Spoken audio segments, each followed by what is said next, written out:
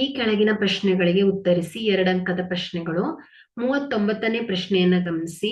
ಎತ್ತರ 20 ಸೆಂಟಿಮೀಟರ್ ಮತ್ತು ತ್ರಿಜ್ಯ 6 ಸೆಂಟಿಮೀಟರ್ ಹೊಂದಿರುವ ಸಿಲಿಂಡರಿನ ವಕ್ರ ಮೇಲ್ಮೈ ವಿಸ್ತೀರ್ಣವನ್ನ ಕಂಡುಹಿಡಿಯಿರಿ. ಸೊ ಇಲ್ಲಿ ದತ್ತಾಂಶಗಳನ್ನ ಬರ್ಕೊಳ್ಳೋಣ. ಸೊ ಇಲ್ಲಿ ಸಿಲಿಂಡರಿನ ಎತ್ತರ, ಸಿಲಿಂಡರ್ನ ಎತ್ತರ h ಬರೋಬ್ಬರಿ ಏನಿದೆ 20 ಸೆಂಟಿಮೀಟರ್. ಅದೇ ರೀತಿ ಸಿಲಿಂಡರಿನ ತ್ರಿಜ್ಯ, ಸಿಲಿಂಡರ್ನ ತ್ರಿಜ್ಯ r ಬರೋಬ್ಬರಿ ಎಷ್ಟಿದೆ 6 ಸೆಂಟಿಮೀಟರ್ ಇದೆ. ಹಾಗಾದ್ರೆ ಸೂತ್ರವನ್ನ ಬಳಸೋಣ. ಸಿಲಿಂಡರಿನ ವಕ್ರ ಮೇಲ್ಮೈ ವಿಸ್ತೀರ್ಣ, ಸಿಲಿಂಡರಿನ ವಕ್ರ ಮೇಲ್ಮೈ ವಿಸ್ತೀರ್ಣ,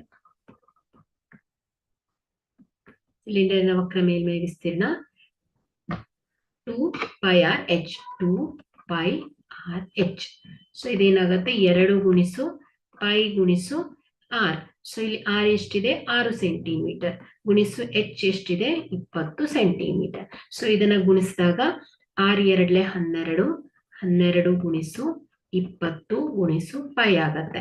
ಸೊ ಇದೇನಾಗುತ್ತೆ 12 2 24, 12 20 240 π ಸೆಂಟಿಮೀಟರ್ ಸ್ಕ್ವೇರ್ ಆಗುತ್ತೆ. ಸೊ ಇದೇನಾಯ್ತು ಈ ಒಂದು ಸಿಲಿಂಡರಿನ ವಕ್ರ ಮೇಲ್ಮೈ ವಿಸ್ತೀರ್ಣ, ಸಿಲಿಂಡರ್ನ ವಕ್ರ ಮೇಲ್ಮೈ ವಿಸ್ತೀರ್ಣ.